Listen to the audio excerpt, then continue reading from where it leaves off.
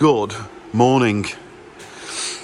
It is the 30th of April, Sunday, and we're doing a double mergy, except we might not be because there's a problemo. Come in, I've weighed out the ingredients, I'm ready to weigh the second batch.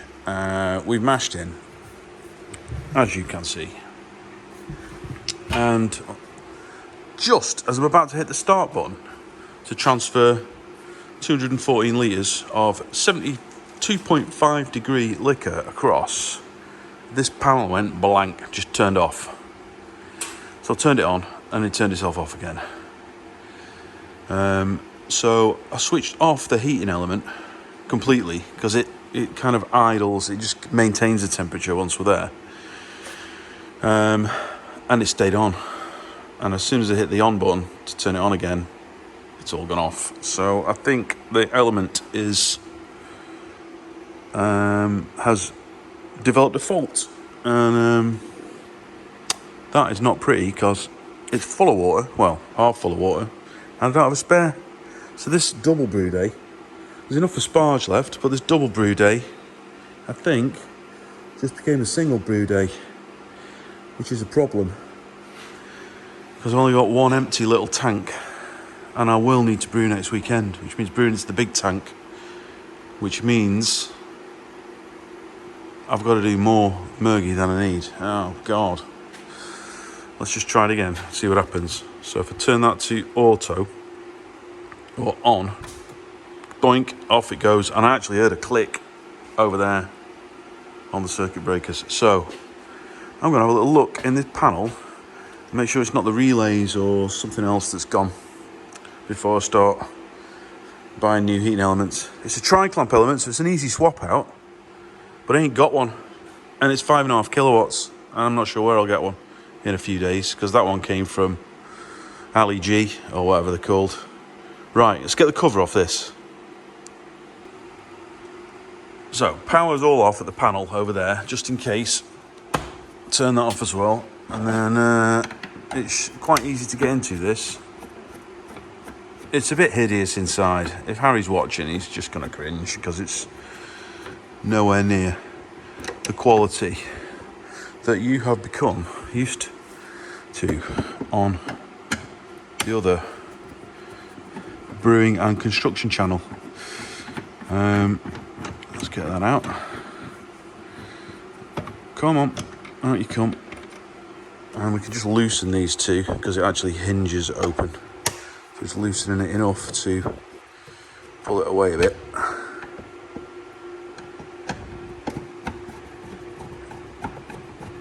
I haven't got my multimeter either. I might have to go home.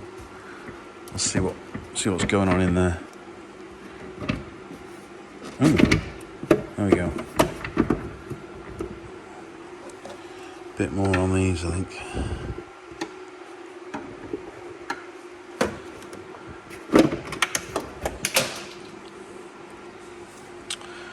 So,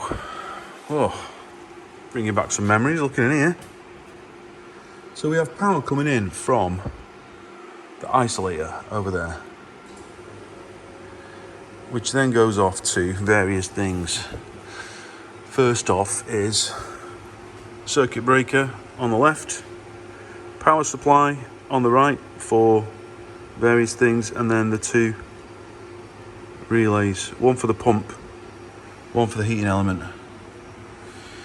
So we could do a crafty swap out and swap the pump controller for the pump relay for the heating element relay and see if it still goes off when the heating element comes on.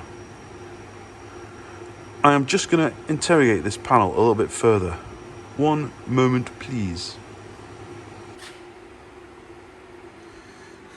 Amazingly, I have found my multimeter. So we'll check live to neutral, and we should get 10 to 11 ohms because it's a 5.5 kilowatt heating element. This is harder than it looks one-handed. 10 to 11 ohms. So that's all right. And then we check live to ground is a bit shorted against the body, that's definitely going to fire it off.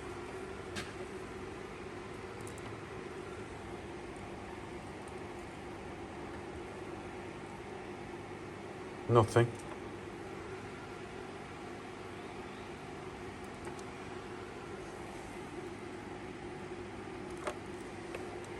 And then we'll check neutral to ground.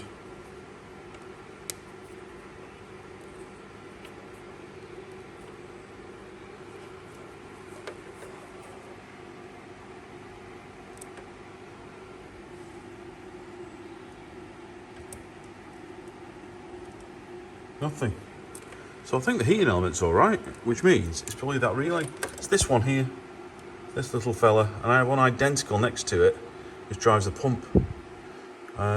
So I can manually drive the pump as long as I can control the heating element. Right, I'm going to swap those two relays over, or the wiring from them at least.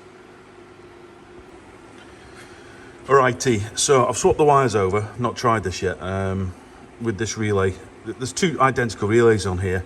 One controls the pump when we dump water across, and one the heating element, so we just swap the wires straight over.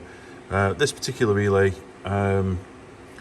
switch contacts at the top, so they're actually controlled by the STC 1000 and the timer. They're both on, then this switch closes. The power comes in from the circuit breaker here in, and the neutral connection.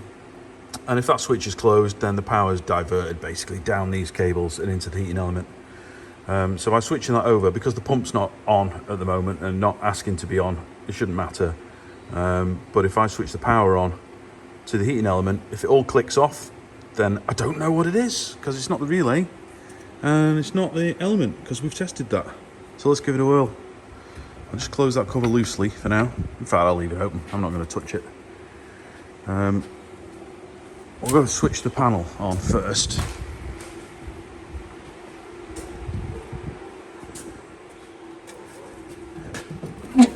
HLT isolator on. I heard a beep down there, so something's happened. I will need to close the cover, won't I? I need to see the display.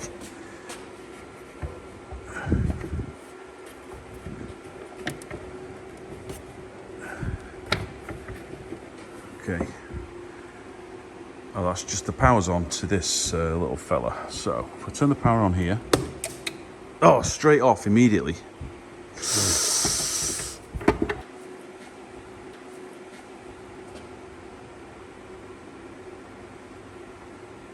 I don't know then. Honestly, don't know. Right, I've disconnected the load, the heating element from those relay terminals there, and it's staying on. So even though the heating element's tested, okay, well, I mean, it's a basic test with a cheap, very cheap toolbox multimeter, which tells me we've got 11 ohms, and we got no shorts to ground, and we got no shorts across live and neutral. But maybe it's too. That's not precise enough. And the earth leakage breakers seeing something that I'm not on that meter. So there's only one thing for it. That's another element. So I will purchase another element. But this is a single brew day now. I am heating some water up. I'm just covering all the bases. I'm heating enough water for a second mash in there, which I can transfer in. But I'm concerned that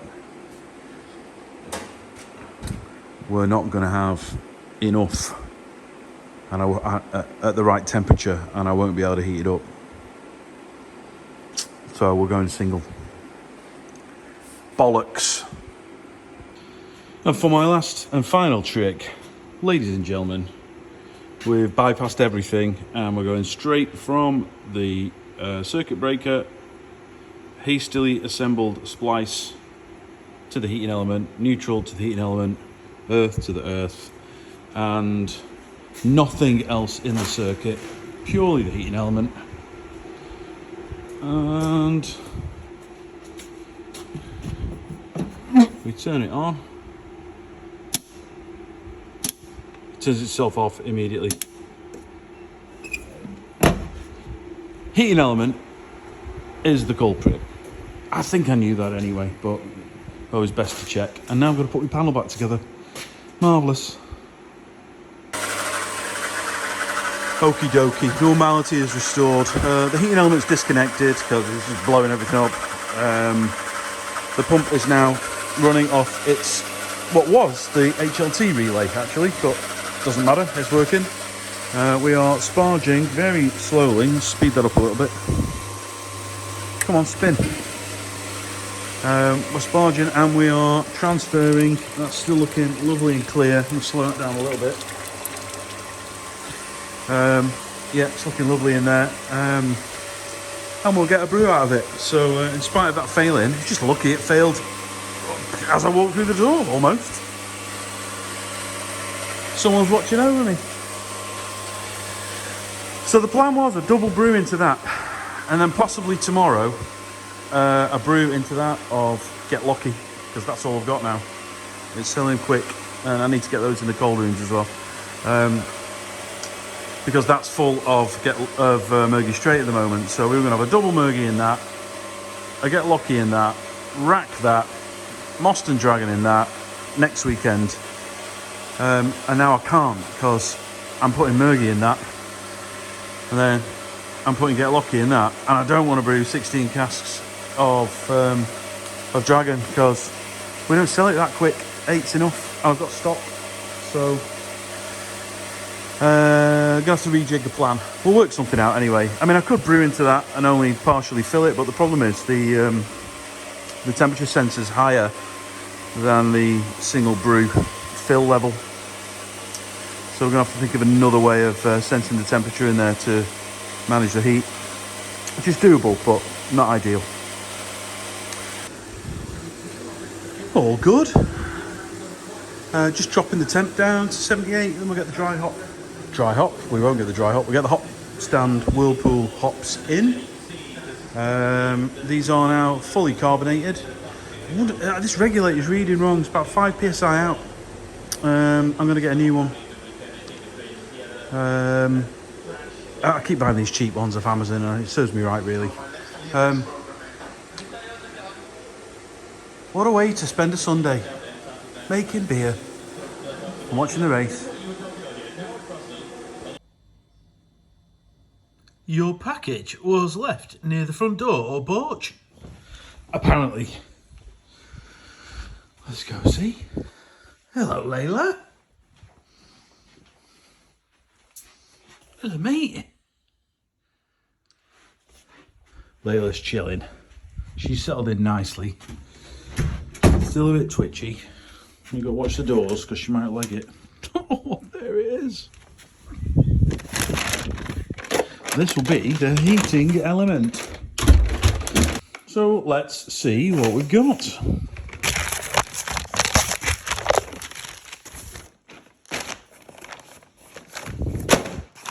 Dernord. Same brand as the last one. Oh, it's identical, yeah, perfect.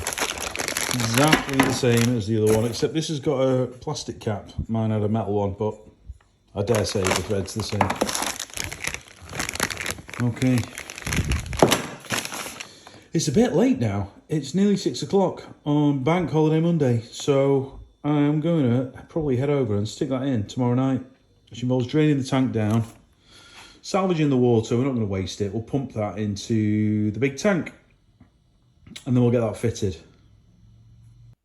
So it's still Monday night and I'm still here. I was thinking about jumping in the car, getting down to the brewery and getting that heating elements switched over, but I need to chill and just have a glass of wine and a bite to eat.